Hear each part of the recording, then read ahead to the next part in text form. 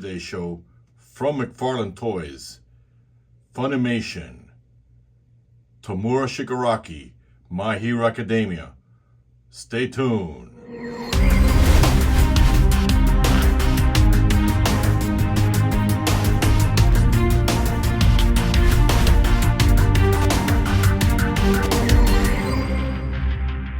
All right, guys, welcome back to the show, guys. And today we're taking a look at Tomura Shigaraki. For those of you who are not familiar with the show, I'm sure everybody is, because I am the late person to the game. This is one of the main villains from My Hero Academia, and honestly, I've seen pictures floating around. I've seen the action figures in the McFarlane's store. I've seen it everywhere, and I thought it was just weird. But now that I've been watching the show, this guy ended up being one of my favorite villains. He's got the power of decay. He's so hateful that anything he touches turns to dust or decays, it dies, and it's just phenomenal. Now, I took this guy out of the box, and overall, it's a fantastic figure in design. It is a little bit scrawny, feels a little flimsy in the arms, feels like they're about to break. And overall, the only gripe I have is the aesthetics of it. Everything else is perfectly fine. We're gonna take a look. We're gonna begin with the housekeeping, guys. Here you go. My Hero Academia stand, McFarlane Toys. And then you get two of these kind of hands, but I really don't know, man. Maybe fisted hands would have been better. I'm not sure. Maybe, oh, you know what okay, it makes sense now. These hands, when you swap them out, is when he gets frustrated. He starts getting hives. He starts scratching his neck. It makes sense now. It really, really does. My apologies, guys. At first, I couldn't figure it out. Let's get that camera focused in. Apologize, I bumped into it. But let's bring this guy in. Look how sinister this looks. This is sick and twisted. There's even a hand on the top. I mean, now I'm in season 3, and I'm not gonna lie to you guys, it's a little bit boring. I'm waiting for it to finish. Season 2 ended with a bang, with All in One and All Might fighting together, and I was blown away by that fight and that look. And that video, guys, will be coming up for tomorrow of that review. But for today's double feature, I wanted to do this guy. Now, where I'm disappointed, guys, is if you notice here in the mask, let's see that there, you can't see his eyes. He has a habit of, with this, where this hand goes, there's an eyeball every time between the hair locks of an eye. Now, I try to see what was under the hair to see if this comes off, but it's just a plain face. It feels like it'll come off with a little bit of hot water. I'm not gonna do that. Would have liked if these hands that are holding him would have also came off, but I don't know what the story is with that. I haven't gotten far enough to find out.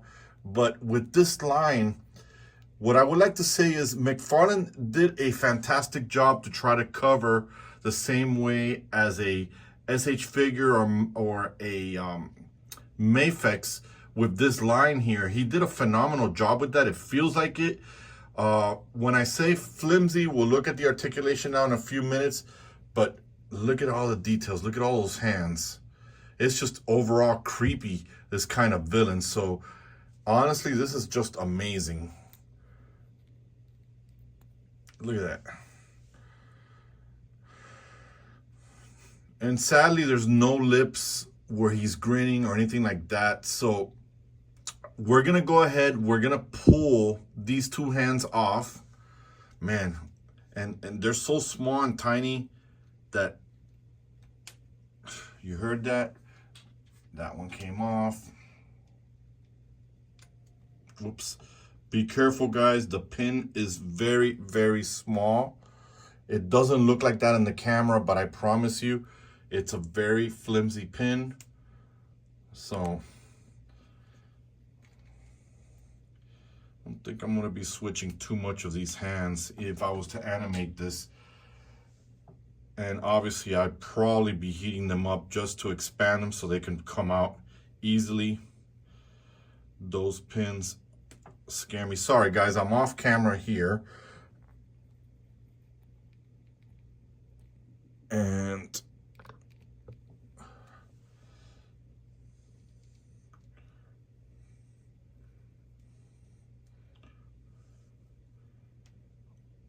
okay, I got that other hand in there.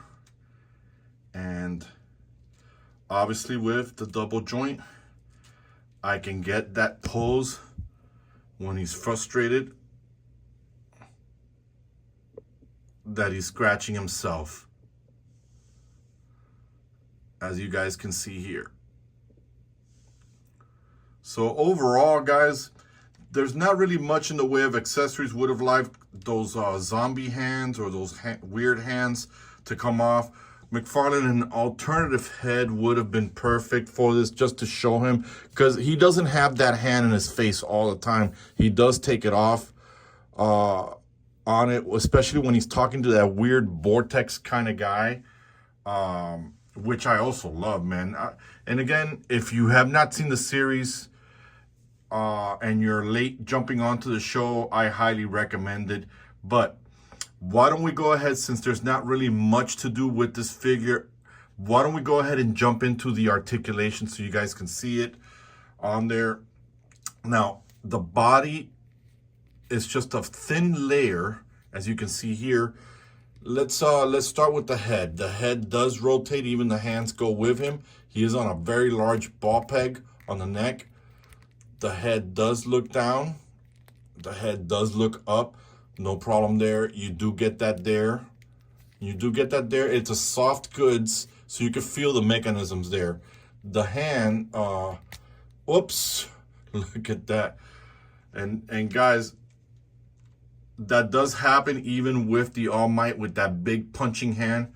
So wait until you see that video. I'll show it to you. It does happen. The hand does go this far. You do get a double jointed elbows, as you guys can see here. You guys were able to see me do the scratching. It is on that peg that it makes me scared. That does come off, but you do get a swivel. You get a bicep swivel where the hand is here. See that there? And you do get a swivel here, and you do get that articulation, but be careful, guys. It's so small that it just scares you to move it. So to be honest with you guys, you really don't need to put these hands on unless you're trying to do something with it. Just keep these hands on if you're animating. Either way, I don't think I saw him throw a punch in the show. He mostly grabs people and turns them into a decay. You've got this mechanism here, which is like the DC Essentials and the McFarlane mechanism. So the leg can move here. I mean, this kind of series versus the DC ones, these guys have a lot of flexibility. As you can see here, look at that. Look how great that is. And then you've got that toe articulation because you've got that there. McFarlane would have been nice if you brought the pants down, but I think I remember he does wear a little bit of high waters on them. I mean, look at the tennis shoes, look at the details.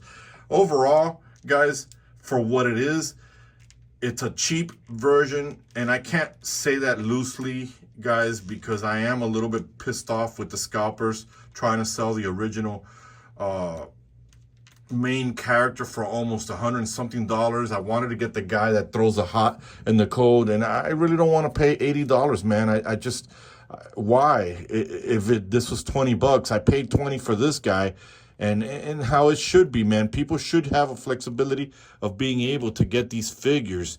That's always been my pet peeve, guys. Again, that's just a rant. But overall, guys, this guy looks menacing. I thought from the packaging that he was going to have a hunch kind of back, just like the Enemy. But he just blew me away how creepy this looks. This is definitely a horror figure. What I will do most likely, guys, I haven't decided. I probably will give the hands here and there a small, very light black wash on it, just to give them that creep factor. But overall, I'm very, very happy with this line, and not because I just discovered the series. So with that said, guys, tell me your thoughts. Tell me what you think about this series. If you're watching it or not, share with me, but don't share spoilers. I don't wanna lose that. I wanna be able to enjoy the show more. And with that said, guys, let me know if you liked today's show. If you did, hit the like button, hit the notification, and last but not least, guys, don't forget to subscribe. It's helping me grow to 1,000 subscribers. So with that said, this is your host, Red. I am here with Shigaraki. Sorry if I'm having trouble with these names. We're done with the review, and we are